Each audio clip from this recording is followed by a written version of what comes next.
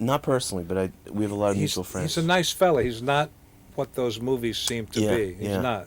Well, we were given an X on this picture for excessive violence. And I had a screening for Hefner, right? The guy, the head of the board. And he makes a list of all this stuff. I said, oh, very interesting. Our black hero kills a black bad guy. That's okay. It's when our black hero kills a white bad guy that's bad.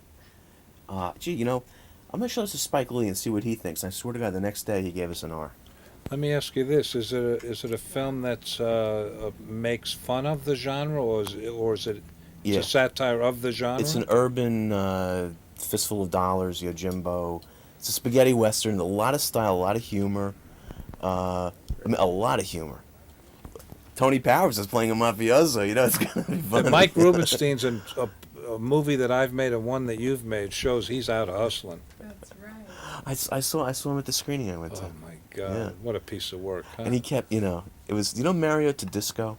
The name. When you see him, he's he's in The Godfather. He's a big burly guy, and he has a little voice like this. And so Mario and Mike play Tony Powers' bodyguard, and he was funny. He was really. Put the mic on. Yeah. So much for the boom man. Yeah, right? One of our I can't hold it. Better ones on you. Okay. So we're gonna take it from the beginning and build up chronologically through the years. From the beginning of what? My Bob life? Downey, this is your life. It's going to take 5 hours. You know how old I am? Come on. Okay. Bob Downey, welcome to Biograph Days, Biograph Nights. Here to talk about your new picture, Too Much Sun, as well as your fascinating career in the motion picture industry. It's called a career, huh? This is your Good. life, Bob Downey. You're from New York originally. Yeah. Where were you raised? In Greenwich Village. Down the village? And In Long Island and Greenwich Village, both. when you were a kid growing up, did you entertain any notions about going into movies or any kind of creative enterprise? I wanted to be a baseball player. And I was actually pretty good at it. And so when I was in the Army, I pitched against the Yankees when they came to Japan and did pretty well. And when I got out, I went into a Class C minor league in Valdosta, Georgia, and did pretty well. But you can't tell now. At that time, I'm 6'3". I would lose so much weight because I weighed 150. By the 7th inning, I weighed 140 or 142. So I never really. And then, of course, when I wasn't a ball player, I put on weight and I could have done fine. Who did you pitch against? What Yankee team was that? Billy Martin. They were probably Whitey world champs Ford. at that, Oh, at yeah, that time. they were on the tour, and they didn't lose to anybody. These days, these guys go over there and they lose once in a while, but they didn't lose.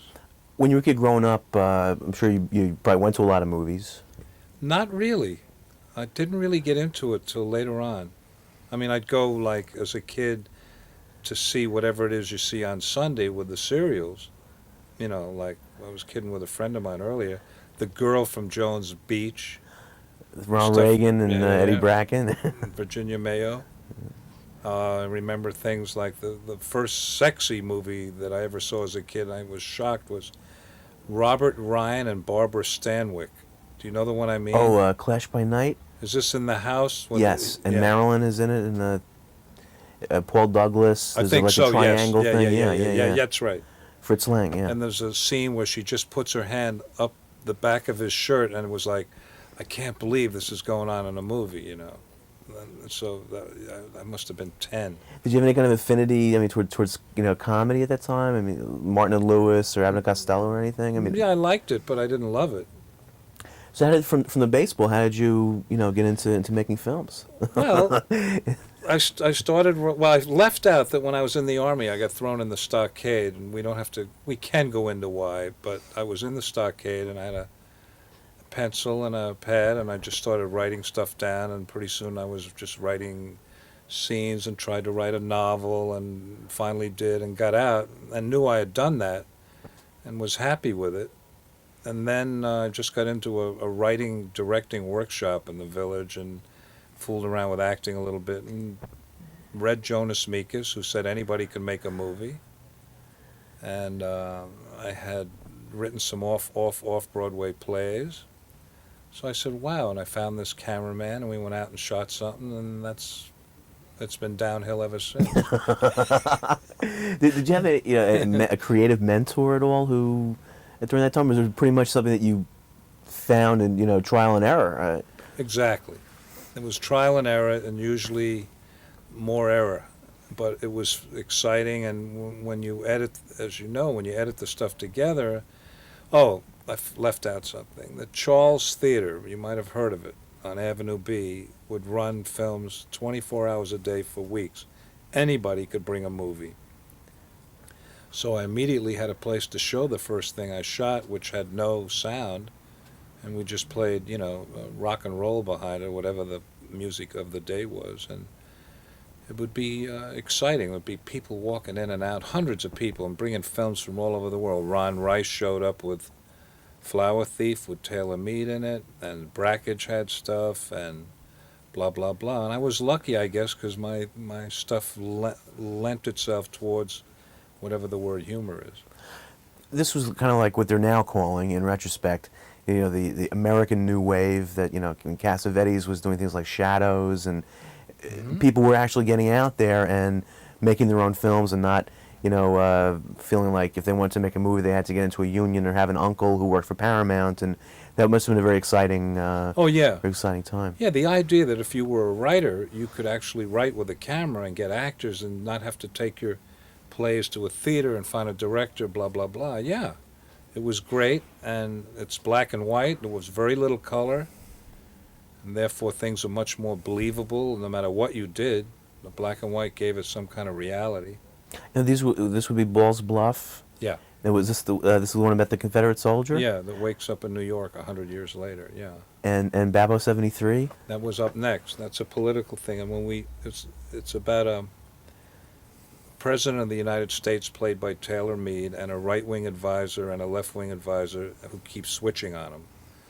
And Kennedy, that shows you when this was in Europe, and we knew we could get into the White House, or we thought we could, and luckily we did. So we took our president of the United States into the White House, and since Kennedy wasn't there, there was not that tough kind of security.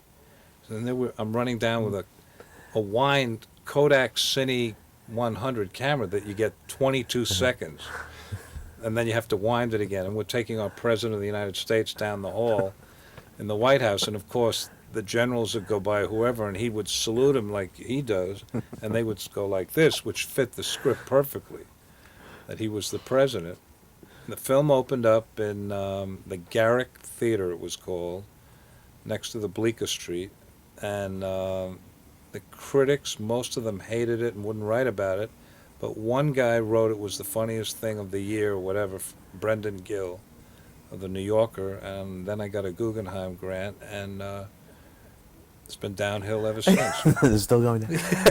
What did exactly the Guggenheim grant? What, just gave you money to make another film? Or Yeah, was it but like no, it was more like a grant. You didn't have to be too specific.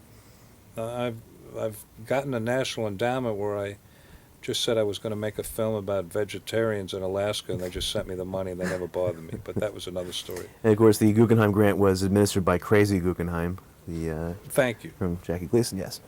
Your first feature was Chafed Elbows, Yep. feature length, and that was came from the Guggenheim grant. A little money went in there, and then I gave them credit on another film just to be official about it, and then the budget was so tight that we spelled it wrong, and it's still in there wrong. And I think it's Putney Swope, and they call it the John Simon Guggenheim. It was just terrible, but they can always, I guess, or did check it out, and they figured they helped make that film. That helped. And what kind of crew-wise? I mean, how many? This was real minimalist. Chafed Elbows? Yeah. I took the rushes to the drugstore. I think I've told you that. It was stills, mostly. And then I shot some of it, and a guy named William Waring shot some of it, and lucked out and gave people, the usual, everybody gets a percentage, and thank God they've all made money. Made some money. And that led to Putney Swope. No, there was another one called No More Excuses. They closed almost the same day it opened because of Robert Kennedy's assassination, because there was an assassination of President Garfield in the film in a satiric way, and it just hurt the movie. Again at the Bleecker, then Putney.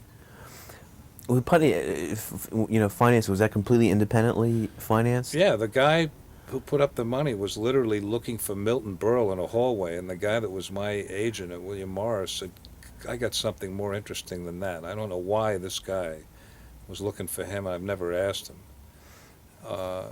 And he gave him the script, and then the guy put me through enough torture to whatever. I'll do something with you if you promise not to do it. Use it. Just you and I. Will you? Yeah, yeah. I was with he and his wife one night, and he's just about to give us the money to make the movie and get started, and he's a stutterer.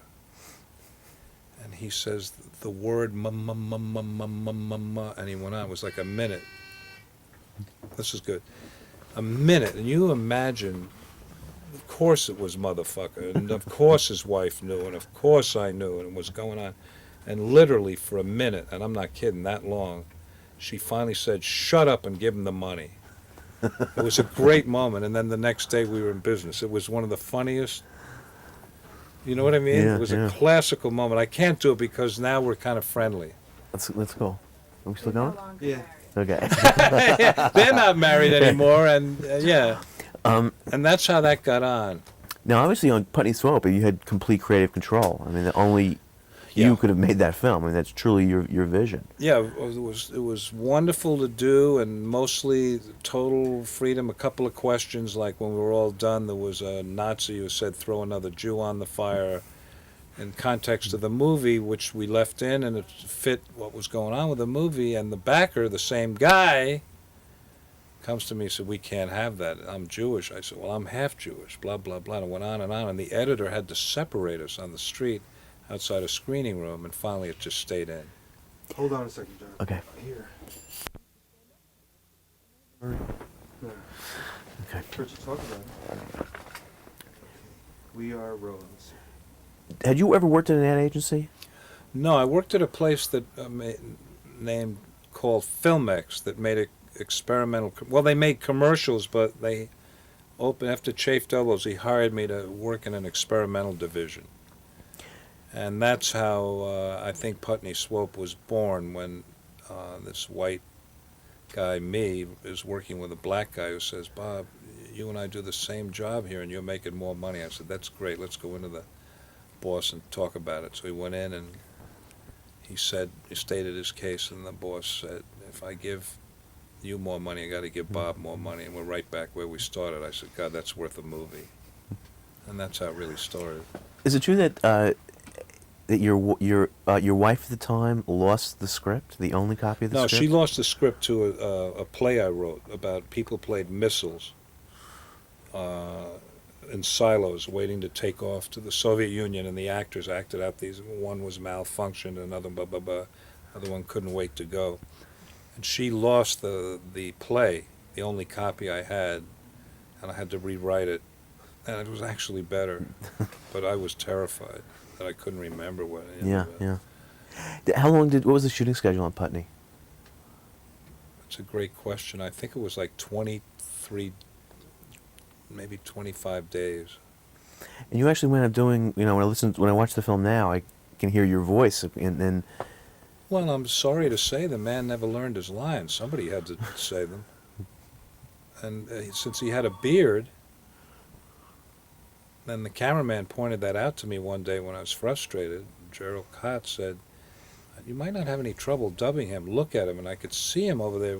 We were in Connecticut shooting a commercial. I don't even know why he was there. Had nothing to do with his part of the movie. And he was talking, and you could see that almost anything could come out of there except what I wanted to. And so I didn't bother him anymore about it, because every night was a hassle. Do you know him? Yeah. So anyway, that's how that happened.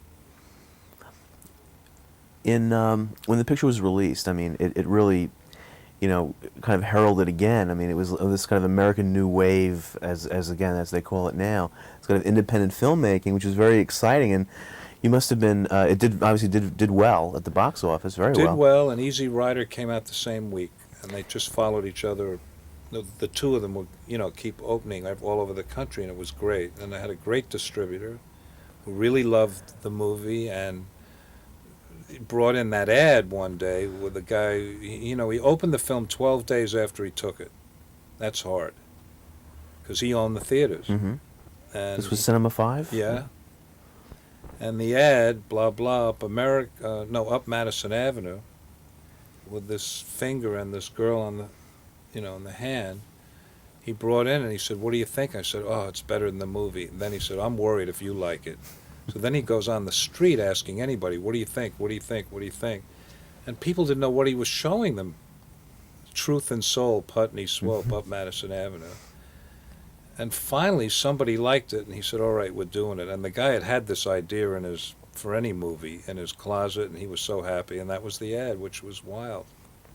Then Hollywood comes calling, I would imagine. Not after. really. Doesn't that happen? Not No? really. I mean, there were a couple of, but not really. It was just too dangerous for them, I guess. Or I don't know. I don't know. I mean, I wasn't paying attention, I guess. Or thank God, maybe. what did you do after Putney? Pound. Pound came next? Yeah, and United Artists, when we turned that one in, thought it was going to be animated, so that was a tough one. Now, this It's is a picture they expected to be an animated cartoon. It's done with live actors, which threw them. And what it was about, what it was about. And it was not fun. And it ended up on a double bill with Satyricon out of United Artists. X-rated for language, not violence even, language. Is this the picture that Bobby Jr. made his debut That's in? right. At the age of what? Well, let's see, that was Baby? 1970. So, 5. Greaser's Palace. Thanks. Greaser's Palace. That was a Columbia release, wasn't it? No, Greaser's Palace was no release. The lady who put up the money released it, and then Rugoff picked it up. Nobody wanted that movie. Huh. And by the way, nobody wanted Putney either except Rugoff. We were ready to put it on the shelf. Bud Smith and I said, "That is sad." After all this work, and we thought it was amusing. And Rugoff just took it and blah, blah, and everybody else, and people who turned it down then picked up other rights for the movie, like foreign or Canadian or whatever it was. What was the genesis of Greasers? How did that come about? Well, this lady wanted me to make a movie, and this is going to be a tough one again. I'm asking you to be kind. She lives in New York now.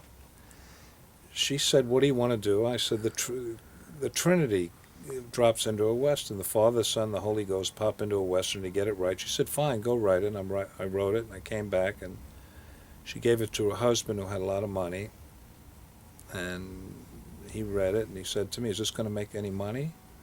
I said, "I don't think so." And he said to his wife, "He's charming, give him the money." It was sweet. The moment was sweet. She might not appreciate this, and she's trying to get films on, so I ask you to use discretion. But that's how that happened, and we went out with Neely to New Mexico and made that movie. And Yeah, that picture has a great look to it. It looks, I mean, content aside, I mean, it looks like a studio picture. I yeah, mean, it well, looks we really- shot early, we shot late, we had 3 cameras on everything, including Mr. Murray was one of the cameramen. We found him on the street, and since he had one eye, we thought he'd make a good camera.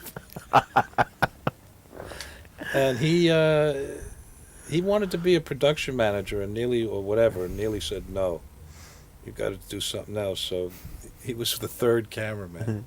So everything had to be shot with 3 cameras, hidden behind trees, because the light's so elusive. Mhm. And that's why it looks so good, because we really planned that one out. Were you living in New York during this period and cutting in New York? No, we cut that in California. Bud Smith's whole thing is, I'll do one in New York, then you got to come to L.A., and then I'll do another in New York. So Putney was L.A., Pound was New York, Greasers was L.A., and Sticks and Bones, the television thing, was New York. Now, so you and Bud Smith really go way back. Oh, yeah, that was his first feature.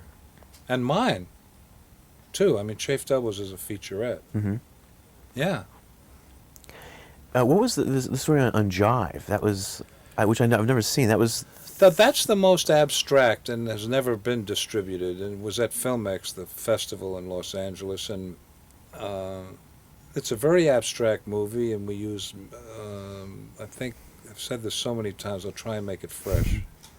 There are 42 actors and 87 backers, and it's a $300,000 film. So figure that out. It was painful. We would shoot for 3 weeks, raise, but. The music's terrific because it's all stuff that was thrown out of other movies that Jack Nietzsche just handed to me, and I gave him a check. And then David Sanborn put his saxophone on top of that music to make it original yet again. And it's a black and white movie that's very abstract and fun and whatever, and it's out on tape now. There are 5 copies. Is it really? Who's Yeah. the distributor? Do you know? It's a friend of mine now in San Francisco. I think it's called Golden Bay Video or something. If you're ever interested, I'll Yeah, I'd get love it. to see that. Yeah, I like this one a lot. So then,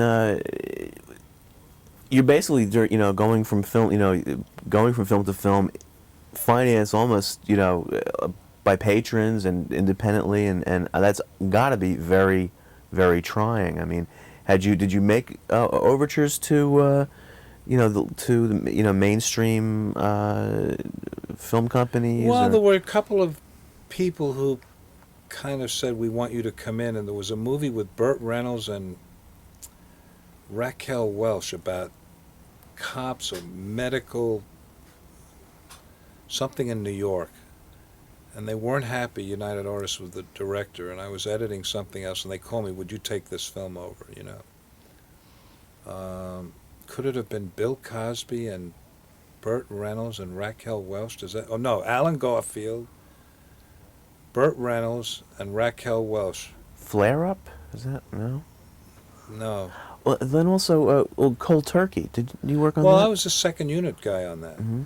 And that was kind of fun, and it was, he had asked me to direct that movie, but Norman Lear, and I said, you wrote it, why don't you direct it? And he said, you really think I can? I said, yeah. He said, as long as you're my second unit. I said, fine. So I went out to Iowa Mm-hmm. and helped out for a while, and there was some funny stuff happened then, but it's not a bad movie. You almost did a picture, or talked about doing a picture with Anthony Quinn. Down in Mexico? I wrote one. Uh-huh. I wrote a script for him about the history of Mexico, where he would play everybody from Cortez to whoever was in charge when we wrote the script. So when I turned it in, he said, this completes my trilogy of great movies. I said, oh, wow, what are the others? And he said, La Strada, Requiem for a Heavyweight, and Zorba the Greek. And I said, this makes 4. And he says, don't be a fucking wise guy. That was the moment of pure insanity for me. I mean, I tried to not laugh, So that was the project with him, and he took it down to Mexico, and they threw him out of the country and told him, because they put up the money. Said, we're not doing this one. How did Up the Academy come about? Got a script. What do you think? I said, it's okay if we make it 10-year-olds. Yeah, we might consider it. I went in, they said, let's talk about it, but let's get into pre-production. 10-year-olds might be a little radical. Got into production. We can't do 10-year-olds. You can only work them half a day. I said, all right, maybe 12, 13. No, got to go to 15. At least met Ralph there, though. Ralph Macchio. It was his first film, I think. Yeah. Huh? And that was, how involved was Mad Magazine with that? I don't know why. I think Warner Brothers owned Mad Magazine and just bought them, and they tried to... I never understood that. I said, what does Alfred E. Newman have to do with this academy? If you want to make him the commandant, and they said no. Then there was a rumor that I wanted to make a dog the head of this military academy, which wasn't even true. And then there was trouble from then on, and then it was committees about what's funny and what's not funny. Very painful, and a lot of it my doing, I've got to say. I mean, There was a studio. yeah, and I think that a lot of it was my problems too, about thinking that because I couldn't do it the way I wanted it, that I had to fight through everything, and it was probably unreasonable on my part also. But I guess they were trying to go for the National Lampoon's Animal House. yeah, Mad and it wasn't Magazine's Up that. the Academy. It could have been a sweet thing about real kids, And at the real place where we were shooting, a 10-year-old burned the mess hall down. And I said, see? And they said, that's unreal. Well, it wasn't unreal. Yeah. There was no mess hall. You know, so I felt justified but not vindicated. And Yeah, I yeah. just felt all making the movie that everybody was 6, 7 years too old. And that's why it wasn't working. Ron Liebman was okay. He was fun to work with. He tried. Sticks and Bones. That happened before Greaser's, right after Greaser's Palace. Yeah. And that was done for Joe Papp and CBS. Yeah. But that had kind of an ironic, what happened when it opened? Well, when it threw it off the air. Then Joe Papp went on the CBS and said, CBS are a bunch of cowards. They won't even put their own product on the air. Well, what had happened was he made a deal to do Shakespeare on there plus another play. Well, they figured he was safe, but he had this Sticks and Bones. And then we took all the laughs out and took the Ozzie and Harriet stuff out of the play and really made it a horror show about a returning POW who his parents talking to killing himself, and they'd put him out in a body bag. And that's what happens. And then, of course, the timing with the... With them and POWs coming home. Well, eventually they did put it on the air, and with no commercials, which was thrilling to see something on CBS or any network. Mhm. And it became, from what I hear, in the mail they got, the POWs were very grateful for this evening. So it worked out. Yeah, yeah. Is that available on video? From me, Yeah. you got to call me, Jim. I think you can get it. I mean, that's something that should be seen. I mean, Had you seen it? I saw it. I saw a like a bootleg copy, Okay. but the quality looked. Yeah. CBS has it somewhere. So, something like the Museum of Broadcasting should, Well, it did go on the Arts and Entertainment or somewhere. Laura, where was it we saw it? Remember? It was on one of those cable things, and Joe said, I'm going to make some more money. Don't you remember? I don't remember where it was. I remember seeing it. Yeah. because they have a pretty decent collection over there of different TV TV specials. Okay. But the good thing about doing that was it's something I didn't write. It was fun with Joe Papp. He definitely was looking to do something different. He said, I watched this play for 6 months. Change it. Do whatever let's make it serious. It was a comedy. I said, great. And it was just a thrill to work with him and to see his fire as a producer. And Now, I read your script for Moonbeam. It was very funny. thanks. Now, you've pretty much, disowned that film. That's not your film. I mean, No. it's a mess that is bits and pieces of. Yet your film, yet your name is on the picture. It was just I tried to get it off, and I went to the DGA, and it was a close vote. Because, it was admitted that whatever it turned out to be was not, because they got another filmmaker in to go shoot 5 more days or whatever. That's not the point. It didn't have the tone that was interesting. Because I went to see it, I said, maybe they made something better and I'll be happy. I didn't have to do the work.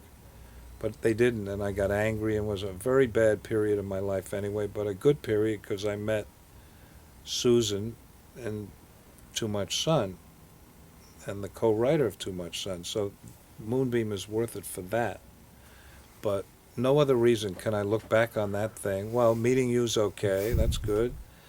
But the rest of it, not a good time. And then you actually acted after that in To Live and Die in L.A. If you call it that. Oh yeah. I Working for William tried. I gave it Friedkin. my best. It's good for every filmmaker to have to jump out there and do it. Had you known Friedkin prior to Oh that? yeah, I And- knew him. He's a big fan of Pound and Putney, and And of course Bud Smith. Bud Smith became his editor Mhm. along with doing my stuff. They had worked on documentaries at Walper years ago, but in fact, Billy called me when he was doing The Exorcist and said, I got to find Bud. And he did, and they did a lot of stuff together, and now Bud now, do you know what he's doing? Well, I know he directed Johnny Yeah. Be Good. He's the head of post-production at Universal. Is he really? Well, yeah, he worked on Darkman on Sam Exactly. Raimi's And picture. they've promised him another movie to direct if he stays there and helps out with all the editing and Mhm. whatever. I guess the staple statement from all I can gather is from Bud is that every movie is a half hour too long when it's turned in. And his job is to calm the filmmaker down and get him to tighten his film up. It's not a bad idea for a studio to do that. Generally, when you work with an editor, do you does the editor do the assembly first, and then you come in, or are you pretty much a director who likes to be in there all the Well, time? Bud or- and I, John, Bud and I would get in there every day and just work together on every moment, every take, blah, blah, blah, pick this, and I'd stay there. I was fascinated by the process anyway. And we've had great times, blah, blah. But this time, the editor, Joe DeAugustine, I kind of let him. I knew what he was doing, but I would let him find his way, and then I would go in and talk, and then we'd talk about it and whatever. I mean, he just wanted to make sure that I wasn't riding him because this was his first big film or whatever, or little film. He had been an assistant. That's on right, on Moonbeam. Moonbeam. Yeah, that's where we met him. That's another good thing. See? Hey, Every disaster, something happens. Laura, Joey, and you, and I'll even say Forrest. I'll say it. well, it doesn't count because you know me before.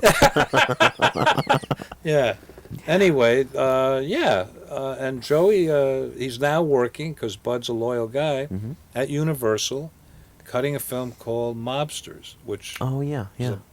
a lot of actors and money, Mhm. and co-editor with Bud's son. So he's a happy guy, and he's very happy with California and blah, blah. Getting back to Freakin', I mean, was that an easy experience for you? You mean being in front of a camera? With Freakin' him? directing, I mean, I imagine he's a very intense guy. Well, I mean, there were things that I feel, because I'm a filmmaker, that were improvised. I wish had been in the movie, because I thought for some lucky moment I got lucky with those actors and everything. There were three of us in the room, and it just became nasty and whatever, and I don't know how it happened, so that was fun. And it never was in the movie. And there's some stuff I saw of myself that looked self-conscious, but then I saw a couple other things where I really believed I was a cop. So that was great. But generally it got me to Los Angeles, and Laura followed immediately, and we've been there ever since, and we've been writing, and it's been okay. Hey, you directed a couple of Twilight Zones, which was I'm fun, very especially happy Truth or with- Consequences, yeah. Very happy with both those. And I imagine those were pretty quick shoots. And I think 1 day or day and a half on one, and maybe 2 days on another, and it was good discipline for me. It was fun. And then now, on Rented Lips, why are there two different Again, versions? since I didn't write this thing, it was a job, and I thought, because I think Martin Mull's a funny guy, that we could make something happen. Well, nobody wanted to change anything, really. And when I made my cut, the producer, Vista Films, came in and decided they didn't like it. And this is an interesting story. I'm at a poker game, and I'm depressed, the movie, I don't like it, and it isn't funny to me even to this day. A guy says, "How could you make a movie as rotten as Rented Lips?" I said, "Well, it can happen, and I kept playing. He said, "Well, my company has just bought the video rights to all those films from that company. How would you like to go back and cut it the way you want?" I thought I was in a dream. Cut to, he put up $75,000 for me to go back and do what I want, and that's the one that's at least out on video. The original cut that the company made is the one on TV, which is what I've been subjected to a few times. But listen, So your cut is on video, yeah, and their cut is yeah, on cable, say. exactly. And the film itself is horrible.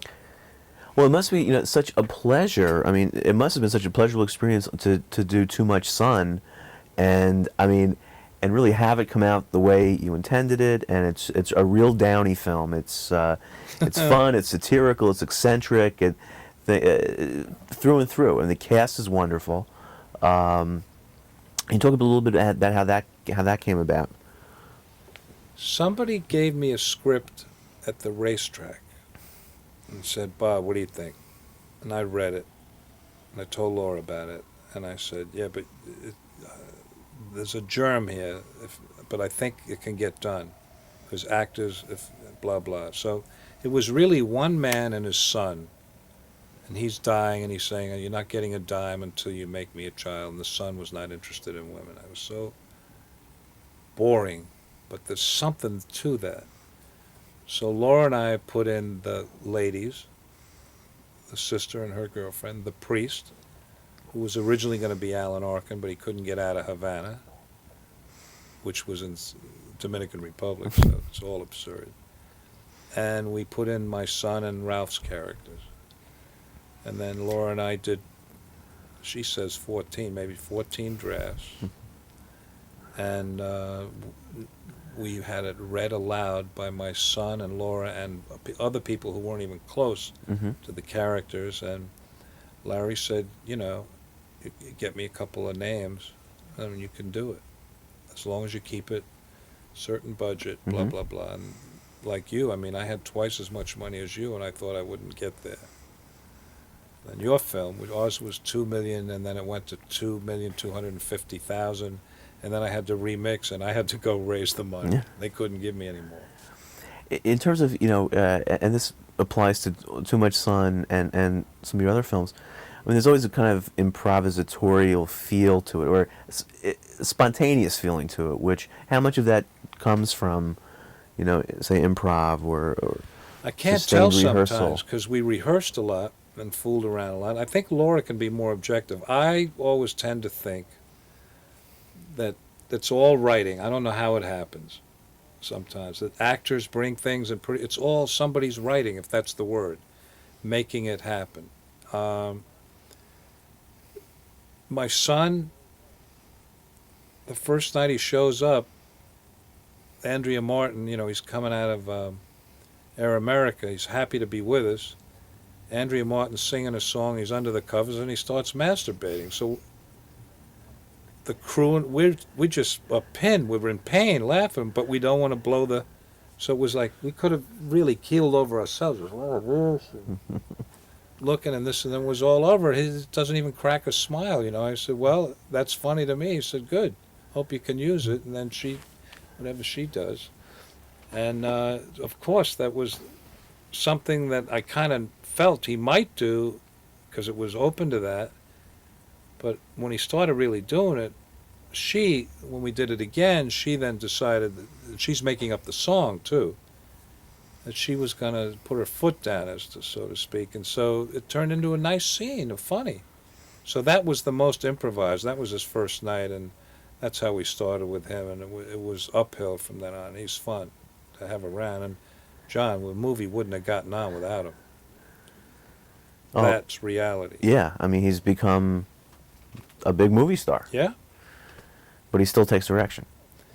He loves fooling around. Yeah, he does. He does, I think, and he wants to make films, and he writes, so yeah. Laura's got a better thing on the way he works than me, and, you know, I can't be objective. Let me ask you, you once told me the 7 rules, Slavko Vorkapik's 7 rules of directing. Yeah. Would you be so kind as to Well, let's say that them? let's say who he is first. He was the guy who came, Hollywood brought from Soviet Union in 20s or 30s, you might know more about that than I do, when it was, to bridge some of these static movies with montages to, you know, when the fighters are fighting and they do the towns and when the calendar's going and the clock's going and blah, blah. So he became the guy. Every movie that needed a montage, they called Slavko. So cut to the place that made experimental commercials, Filmex. He was there to help directors be better at what they did. But directors who make commercials, at least the ones I knew, had such egos, they didn't want to know about how they could be better. They were happy photographing whatever they were photographing. So I would go to the lectures with a guy named Bob Sukas and just be enamored of everything this guy was talking about. And his basic rules, 7 rules of directing, which I deduced from this broken English that he spoke. He didn't have his rules, but he had them. They were there, and they were the following. If you're going to photograph a scene, don't have anybody enter left and right. That's theater. have them come to you or from in back of you. If you're going to pan, say, from you to Laura, have something in the background moving, whether it's a bird or another person, to move over there so the camera just doesn't move. Cast against type. If it's supposed to be one type of person, it should be another person that's totally different to play against that. One zoom per movie. It's a lazy man's dolly shot. Don't let people sit down and eat and talk, because they usually don't get up, and if one of them does, he's not coming back. It's boring. Get people to move. Shoot early, shoot late, if you can when you're outdoors. And the final rule is break every other rule. That's great. What? Don't repeat a shot. Oh, don't repeat a shot, which, exactly, I'm sorry, that's good. Is it when, it's the whole essence, sorry. Basically, it's if we're sitting and we have to sit and talk, at least, when it cuts from you to me, now it goes back to you, a slightly different thing, a new composition, a new angle. So at least it's not ping pong, because he claimed that an image that was not exciting is dead in less than 7 seconds, and maybe quicker. So don't repeat a shot is almost enough of a reason to get through, and anybody can direct if you try, and blah, blah. But the one thing you leave out is you got to have some kind of a screenplay. And the screenplay for Too Much Sun is not the greatest, but we did everything we could do with it before we shot, and it was fun to make the movie, so I'm happy about it. But it's not something that I'm going to want to see over and over. You know, I like it. It's funny, and people seem to laugh at it. Well, the music element to the film, too, is fun. To this one? Yeah. Oh, I'm glad you like it. Yeah. Great. And He's then you never have- done it before. That's the actor Tim Robbins' brother. Really? First score? Yeah, first Really nice score film. on this a film this long. Yeah, he's done a very short, and he's done stuff for this brother's theater group. And the photography also. Very Well, good, excellent cameraman. He's great. Bob He's Yeoman. a drugstore cowboy, and we met on Rented See? There it is. Mm-hmm. It is a meeting place, these movies. And every crew has its own story, and it's like a family every time, and the ones you meet, yeah. Well, even on Moonbeam, which was not for you a particularly happy experience, there was certainly a sense of family, you know, on that movie. And I assume that Get to the because it's several abuse themselves several for- different families maybe, but Yeah, that's and, true. and you get that sense also from Too Much Sun. Good. I'm glad, because it was. And The sense of fun, that people are having fun, and Oh. it really translates. It translates to the screening that I saw. I felt that that people picked up on that. that's great, John. I'm glad, because we've been a little, after coming from Boston, where the people who we spoke to and the publicity were so positive, and even if they weren't, by the time they finished talking about the film with us, they felt better about it. And then to come to New York, where I know it's jaded and tough, and what we're going to go through here. It's fun to know that you could feel that. It's important. Yeah. Well, Bob, congratulations on the picture, and Thanks. Everyone go out and see it. Thank you. Got it. Okay. Jonas Meek is names from the past. I need just 5 minutes with Laura. Okay. You get the other side. Thanks for reminding me about the man. Well, John, someday I'll do the same for you.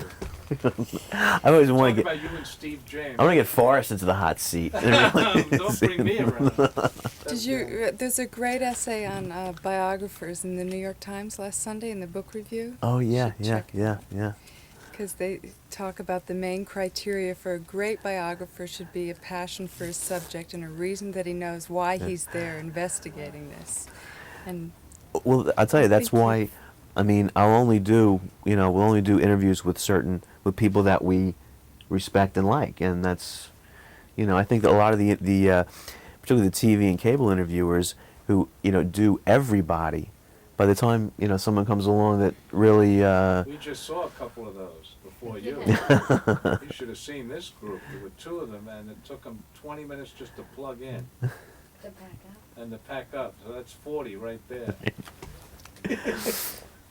And Laura, in Too Much Sun, you Yes, yeah, wow. In Too Much Sun, you co-authored the screenplay with Bob Downey and Al Schwartz, and also co-star. Um, did you find any kind of problems crossing over in those two areas? No. You knew your lines. No, not that either. But it wasn't like it was just something that I was writing. It was my own imagination, and I was, caught between self and character. It wasn't. It was much freer because I was working with Downey, and we were just sitting in a room throwing lines back and forth, and so that didn't bother me. No. How did the accent evolve? Was that something that was in the script, or? Well, to tell you the honest truth, I think Downey was afraid I would be a terrible actor, so he thought he'd throw an accent on it and maybe they won't notice. That's not true. Just as a way to find something funny to do with the part, really, and we decided the night before that I should do it, and It must working with a lot of your scenes with Andrea Martin. She must be a gas to work with. she's great. Did she have, again, she has like this kind of improv kind of feel to her, like where you never know what she's going to do or say. Well, surprisingly, she was very concerned with the way, in a logical way, that she was going to play the part. And, very sort of method, what is this person's past? And she played around with all of that, trying to find the style of the character. And then by the time we got to actually do it, it was like, do you think this is the same character I did yesterday, But it was that kind of film, too. I mean, everybody was sort of shifting into different things, and because everybody comes from such a different kind of comedy, the big question was, are these styles going to mesh? Is everybody going to be in the same movie? And in fact, I think that's one of the things that makes it so fun, because everybody's just a little... Yeah, I mean, think that you have Eric Idle from the Monty Python background, and Andrea Martin as SCTV.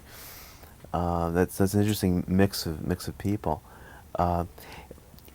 In working with in observing and working with Bob Downey Sr. directing Bob Downey Jr., could you comment on that? I mean, how they is there a lot of tension, a lot of flaring temperament and raging? Well, as you might guess by seeing it, no, there's not that kind of thing. They don't really have to say much to one another, and I can see the way Junior's work, the way he works, that he's learned a lot from his father. Their styles are similar. Junior's open to trying anything and doing anything, and Downey Sr. won't preclude him from anything. So Junior's very interesting to watch. He looks like he's kind of not paying attention, and he's just bouncing around, but he actually finds physical things that become his character, and really interesting stuff with his body that he comes up with to do, and absolutely doesn't edit himself ever, and that's remarkable to watch. And that also comes across. Something interesting in the film, which is kind of sign of the times, is that amidst all the insanity and the farcical situations, there's a scene where everyone is exchanging their AIDS-free cards, which, again, sign of the times, but at least it shows a responsibility. Yeah. And even in the sex scene with Eric Idle and Gracia, again, a responsibility, so that you're not just making just a comedy. There's some sense of of a responsibility to the audience, especially the kids who would see it. So I think that's great, and we applaud that. And again, congratulations, and thanks for coming on the show. Thanks, John. John, you've got to get her to tell you, not on film, but just tell him what Andrea Martin said to you. Downey got all these things out of me because we were always out laughing together. She had recently broken up with her husband, with whom she was still madly in love, and she was checking out all the men around, and finally, sighted upon one. She just said, "God, I'd just love to hold his balls for 2 hours." No, an hour. For an hour. I told Downey, and everybody I told the whole crew, but I wouldn't tell the guy who she said it about because he would have been totally embarrassed. But and then she said, "How dare you tell everybody?" And then she started laughing. So what? That's how wild she is. She went to my alma mater, or I went to her Emerson? alma mater. Yeah. Yeah. Oh wow, So did Norman Lear, actually. that's right. Listen, why is that town so great for films? The colleges. It is, and you know why too is because there's a lot of small schools like Emerson, where your first day of school, when you're a sophomore, a freshman, you can walk in and get a camera and make a film. Oh, anybody? Any student, right? As opposed to like USC or NYU or Columbia, where you really have to go through the politics of the film department, and like maybe by the time you're a senior, you get to do a film, or you get to be a boom That's operator right. on a film. But But what about this? When did we come to you? Never. no, Yeah, no. I hate those kind of ways. Yeah. So what do you do I'll to find tighten up? clips of all your Dissolve? movies. It, Do you dissolve ever? Never. I cut everything here. Go right to the clip. Just get to the point. Really? yeah. So it's when like you it's walk all. out of here, it's on him, huh? No, I just introduce the show sometimes, or I'll do half-hour specials. Just you never know who John is. You never meet him. Yeah, it's more like because that I way the hate those interviewer with isn't the nodding of the obtrusive. head and asking You know what I mean? questions. Looks Which like, they oh, obviously just shoot get to the later. clip. We tried to when we first started doing this, and we did this. I mean, you must be like one of our, like it must be like 100 people that we've had over the years. It's like we tried doing that at first, where we do the interview and then cut to me going, "Oh, really? You can tell. I see." And I was in the You really editing room. can. Going, this sucks. No, it just I can't take it. and Eddie, also did you ever try doing it with you and somebody else on a camera together with two cameras or no, we never to had me, two the cameras. person- we just came to the idea that whoever we're interviewing, that's the star. And people always want to know who he is because he's. Oh, maybe it's sounds better good. because since you're a filmmaker, you don't want to be. We're going to seen. get a mirror for him to interview himself. It just, I it keeps- could put the mirror there. I'll just tell you ask me what. for- When you are ready for your interview, if I'm in town, I'll go through your whole thing, including this day, and I'll interview you if you want. Don't you hate these interviews where like the interviewer is like trying to, this is my show and you're lucky to be here. It's like that reminds me of a story that happened to me when I hate that. I mean, Listen, my scariest one was the one I was most excited about was I did the Carson show twice, once with Carl Reiner and once with Carson. And Carson, let me do this for you. He looks right through you. He never sees you. And you see the show and you would think he's this looking right. timing, he's brilliant. It's scary to me. He's like this. He won't look at you. yeah, too much sun. Maybe. Yeah, I'll tell you.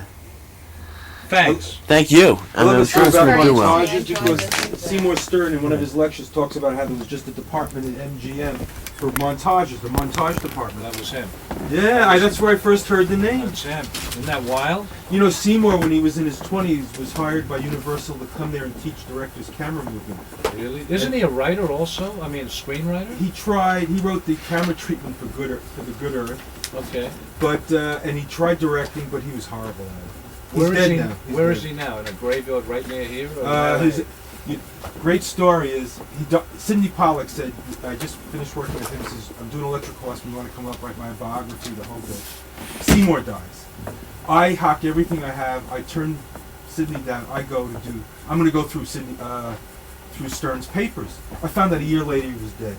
The house is a mess, shit house, papers all over the floor. I was picking up letters from important directors from the floor.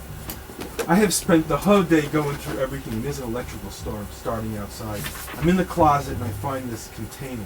So I'm shaking it. What the fuck is this? And I'm trying to open it.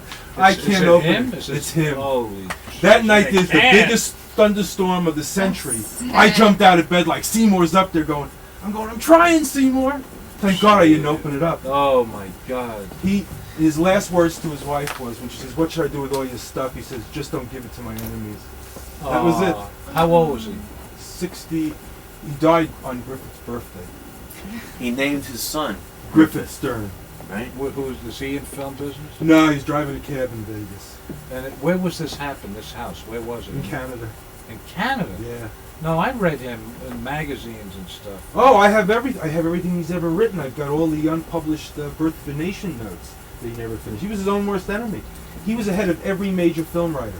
They all wrote to him. I have correspondence with him and Herman Weinberg in the 20s. Weinberg, my God. Weinberg used to come here all the time and hang out.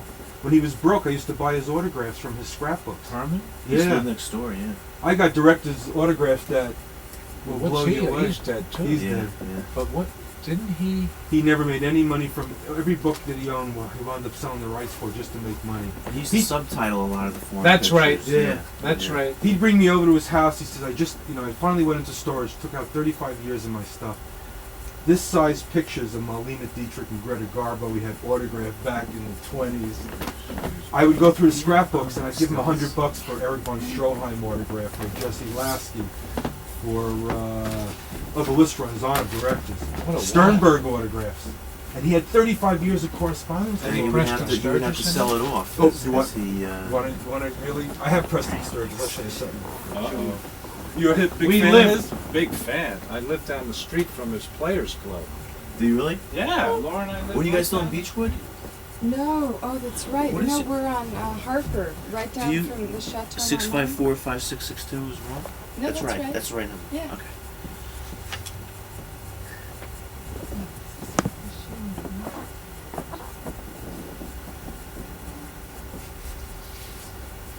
Really outrageous.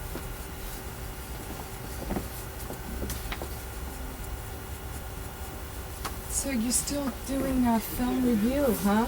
Um, I got a lot of stuff shipped from New York Film recently. That Well, we've that's had- what I've been trying no, to do. Storage. I stuff publish my we've own had in newsletter storage. now, I my own found writing. I lots of produce my own old, show. You got to Oh, do it yeah, for yeah, yourself yeah. anyway, Yeah. don't you? Yeah. And almost Just, any I field. just Distributed have an in interview distributors running company go, this month trust me, with, give me your Winston Miller masters. from You know, Round I Two. go, yeah. film director. Original I said, Darling Chronicles. now my big one is Coming to That's America, still $400 million, Yeah, like didn't break 80s, even. Beverly Hills. Ah, I pay royalties out Yeah. there. Original directors of the It's great 'cause, commercials I like, have from the 50s and 60s. at that age, there's a kid I pay them a royalty for their footage that they give me. There's a guy. He's dead You or mean if it goes on the So you air? haven't Well, been it's stock to footage that I Los sell. Angeles. Oh, I see. One guy called me up I and worked out blind there 8 last years, year, named Bert Heck, heard on a about me and screenwriting Entertainment job. Tonight. Says you want to see For a my picture stuff. Did you send it over?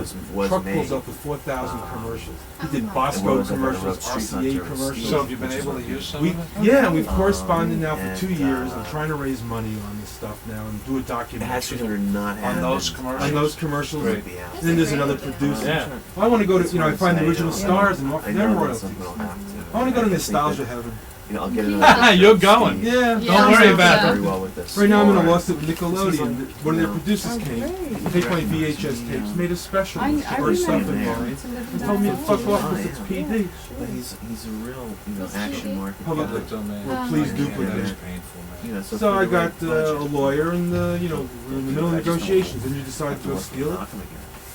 NBC I got the You same guys shit. should adopt this. No, he thank whoever God his had nothing to idea. do with the film. He just put up. Oh the, yeah, he makes the $1 million negative a year pickup. selling footage. The guy who produced it actually Little part bought of it. the So you've business. learned. You know, it's a You've guy, learned. David I'm learning Gill. the hard way. Yeah, produced but you'll the be original fine because you Joe. got the real stuff. Or as I like to say, it's part of my Peter French. Why don't I Boyle just give him was the his Vaseline hand. sometimes? I mean, it's And he was ridiculous. good. He was like the buffer. So, I'm but they- sorry. That's like Don't be silly. when you, I mean, I just, So that worked out fine. there's some of They these really people, didn't interfere. they'll call up and then they'll negotiate a deal with me and They then were just let's very, go to the store and buy your stuff. Don't have, Fuck you them. know, you can't have I have another logos thing, now you in know, my commercials. This, and again, thank God. Some he guy was calls married. up pissed, he bought like, 20 of them.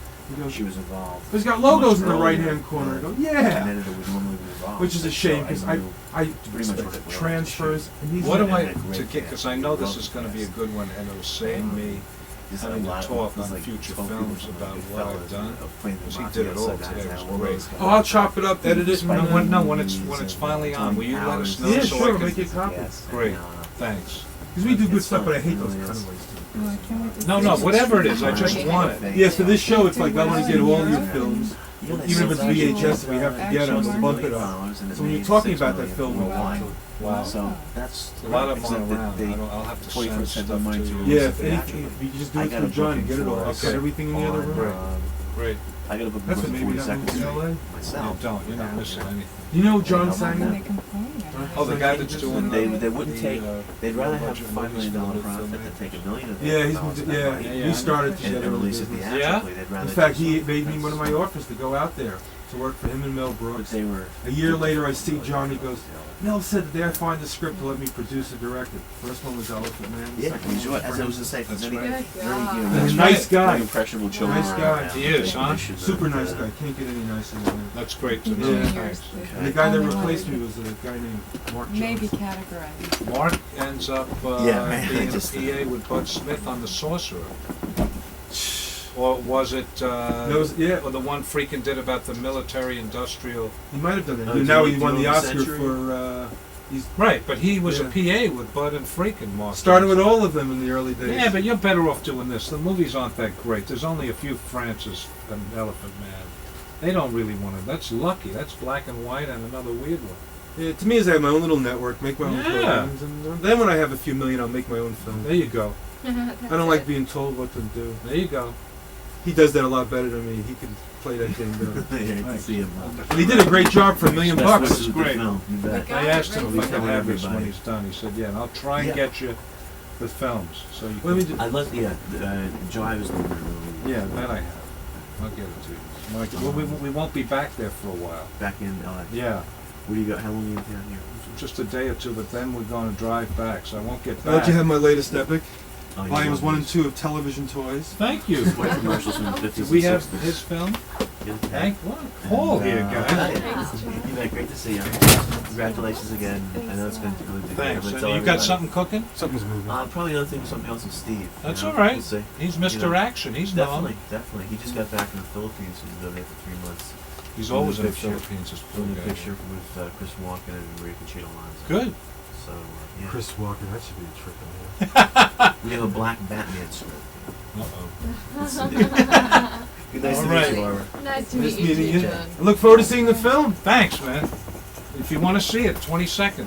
How's I'll be Allison, there, by the way? definitely. Magno Review 2. I'm going to see her right now. Oh, yeah. You know where it is? Give me 729. Okay. Huh? Yeah, I know the place.